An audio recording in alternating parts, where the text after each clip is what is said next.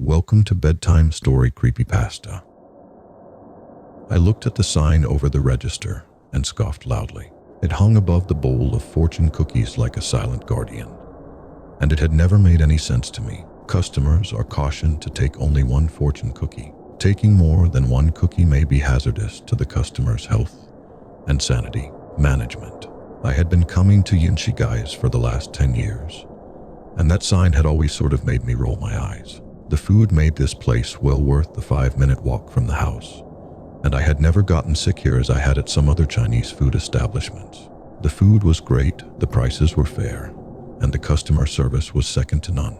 Yinshi Guys was the place I came to when I was depressed, when I was celebrating, or when I just needed some comfort food at the end of a long day. I had actually met my wife here 5 years ago when her date stood her up. I was coming in for takeout, and she was meeting someone from an online dating site, and we got to talking. By the time my food came up, she had asked me to stay and eat with her, and I agreed. A year later, we were married, and we've been coming back to Yinshi Guys ever since. I was here again on a Friday night, date night with Lisa, waiting for our usual sesame chicken with pork fried rice for her, General Tso with white rice for me, and an egg roll apiece. It was crowded. Yinshi Guys was always crowded, and as I stood before the counter, that sign irked me as I saw it again. Probably because the cookies here are my favorite part of the meal. The owner is a world-class pastry chef, as well as a great cook. He makes cakes for the shop. His fried cheesecake is to die for. But I think I love his fortune cookies the best. I know that some of you are going to tell me that fortune cookies aren't an authentic Asian delicacy, but this guy has embraced them at Yinshi Guys. He makes them from scratch, putting the fortunes in himself, and they're so buttery and delicious that I could eat about a ton of them. He refuses to sell them, saying they are only meant to be enjoyed one at a time. And I can't imagine how much money he loses making them. Wrapped delicately in their paper holders, they mocked me from the bowl as I stood looking. Leaning forward, I grabbed about 6 of them and popped them into my pocket. I couldn't tell you why I did it, not really, but it was something I would come to regret. "Your order, sir," said the voice of Mrs. Kim as she came out of the back. I jumped, looking guilty as I smiled and thanked her for the food. As I turned to go, I heard her say something almost too low for me to hear. "Be careful with those. Remember the rules, sir." I turned back, but she had already disappeared behind the curtain that separated the front from the back. I shook it off. I must have misheard her, I thought to myself as I took my food and left. I traversed the streets, weaving between couples and clumps of people on their way downtown.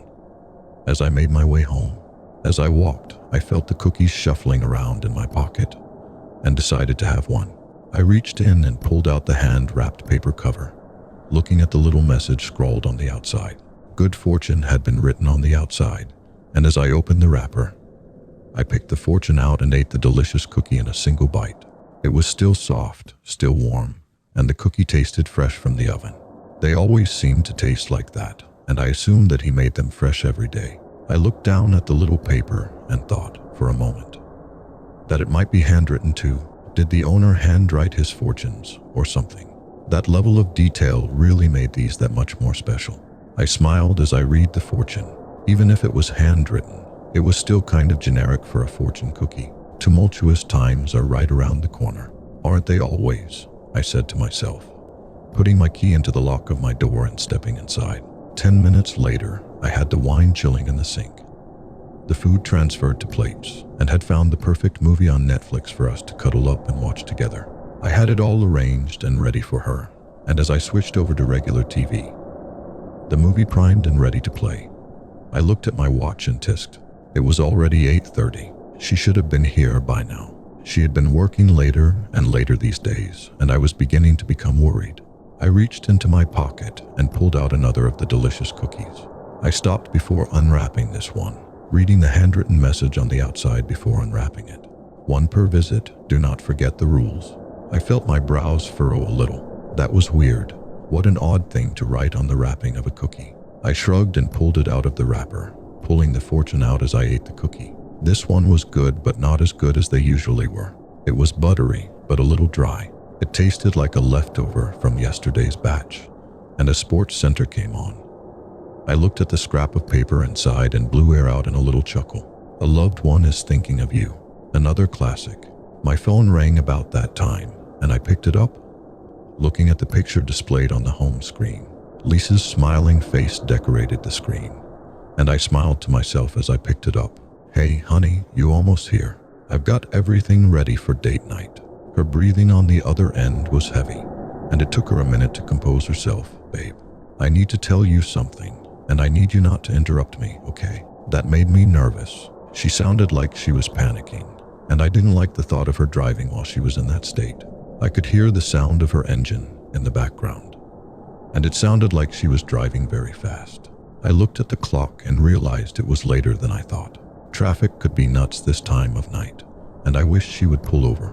"Are you okay? You sound like you're just listen and don't interrupt, okay?" "Okay," I said, hoping this would calm her down a little. I took out another one of the cookies as she prepared to speak and unwrapped it absent-mindedly, taking the fortune out with the deft hand of practice. I'm pregnant," she said, quickly and in a way that made me think she was expecting me to be upset. Quite the contrary. We had been trying to have a baby for years, but couldn't seem to make it stick. We thought we'd finally made it work a few months ago, but she had ended up miscarrying, and it had hit her hard. She had really fallen into her work, staying late and working on her off days, and these date nights had been the only time I really got to see her. The news that we were having a baby made me ecstatic. I was confused as to why she was so upset. The cookie was dry as I crutched on it. This one was definitely stale. "That's wonderful, dear," I said through a mouthful of cookie. "I'm so happy you—" "It's not yours," she exclaimed, and the cookie turned to ash in my mouth. I felt it stick in my throat, the dry pasty turning to cement, and I hacked it up and spat it on the carpet. It looked a little off as it sat in a congealed mess there, but my mind was not on cookies. Not mine. How could it not be? I've been having an affair for the last 3 months. When we lost David, I just couldn't get over the depression. Someone at work had been flirting for a while, and one night "Oh God, babe, I don't know what to do." She was crying, and I could already hear that it was turning jagged and ugly. I wanted to be angry. I wanted to furious, but I couldn't be in the face of her sobbing. "Come home, we'll work this out, Lisa. We can." "Oh," she huffed out, and I heard a loud pop of static before the line went dead. Hello, Lisa." But there was no one. I sat forward, bumping the table and sending the plates I had made spilling onto the ground. I heard the dry snap of the other 2 cookies crumbling in my pocket, but I hardly noticed. I tried calling her back, but it went straight to voicemail. I called again and again, becoming more frantic with each phone call until I finally bounced it off the carpeted floor in my rage. What the hell was going on? What had happened to Lisa? I felt something papery against my palm, and when I looked, I saw the fortune was plastered against it. I caught sight of the words, and it quelled my rage with cold fear. "Your joy will quickly become ashes in your mouth." What the hell was that? That was not a normal fortune. Fortunes from cookies were almost always benign or at least neutral. Did the owner write these himself? Who the hell would put a thing like that in a cookie? I stared at it for a few minutes before retrieving my phone and trying to call her back. The screen was cracked now, but that hardly seemed to matter either, as my phone remained silent and hers remained unreachable. I became scared. What if something had happened? The fortunes continued to nag at me too. So far, each of them had been accurate in their own way. What the heck was going on here? This was too elaborate for a prank, and if it wasn't amusing. I had started to clean up the food I had spilled when the phone finally began to ring. I grabbed it up, praying it would be her face, but it was a blocked number. It looked odd through the star pattern on the broken glass, and as I sat down, I could once again feel the broken cookies poking me in my pocket. I reached in and threw both on the table. One of them had come unwrapped, and the fortune stuck to my fingers as my hand came free. My curious mind would not allow me to ignore it, though now I wish I had. "You will receive 2 phone calls. Both will bring only sorrow." I picked up the call on the 4th ring. "Hello, Lisa?" I asked, hopefully. "Hello, are you the emergency contact for Mrs. Lisa Callahan?" I am," I answered, unsure if I wanted to. "This is Officer Winsman. I'm afraid there's been an accident. Is my wife okay?" I asked, still hopeful. The officer was silent for a few seconds. "I'm going to need you to come down to Street Marks and identify her remains. The phone slipped out of my hand again, and I could hear the officer saying hello from the carpet. The last cookie sat on the table, ominous in its white paper holder. The edges of the paper were black, whatever was inside having seeped into it. The covering bore a legend that made my breath hitch, and though I felt my hands reaching to open it, I wanted nothing so much as to throw it out the window unread. The black letters on the front read, "Those who do not follow the rules are doomed to life with the consequences." My shaking fingers found the white wrapper just as the phone went silent. I've been lying on the floor of my floor, smelling the aroma of old Chinese food for the last 3 hours. I don't know what to do now. Someone has come to knock on my door, but I ignored them. They said they were the police, but I don't care. Lisa is lost to me, and I fear that may not be the end. I'm almost glad that it may not be the end. The world outside has quieted some as the night stretches on, and I continue to lay on the carpet in the fetal position, using what may be my last few hours to write this message.